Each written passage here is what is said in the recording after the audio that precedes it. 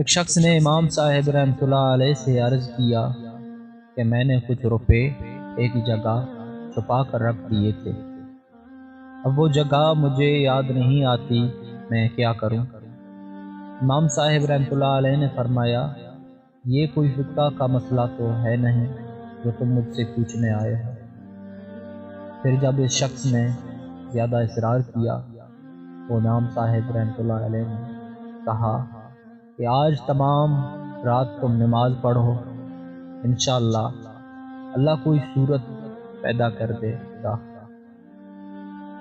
چنانچہ اس شخص نے رات کو نماز پڑھنا شروع ہی کیا تھا کہ اسے یاد آ گیا کہ اس نے روپے کہاں رکھے تھے، اور وہ نماز چھوڑ کر فوراً اپنا دفنایا نکالنے بھاگ کھڑا ہوا۔ صبح کو وہ دوڑا ہوا آیا اور امام صاحب رحمۃ اللہ علیہ کو تمام واقعہ سنایا۔ امام صاحب رحمۃ اللہ علیہ نے فرمایا، ہاں، شیطان کیسے برداشت کرتا کہ تم ساری رات نماز پڑھتے رہو، پھر بھی تمہیں چاہیے تھا کہ ساری رات نماز پڑھتے رہتے۔ قربان جائیں امام اعظم ابو حنیفہ رحمۃ اللہ علیہ کی بصیرت پر کہ کیسا قدیم المثال حل تجویز فرمایا۔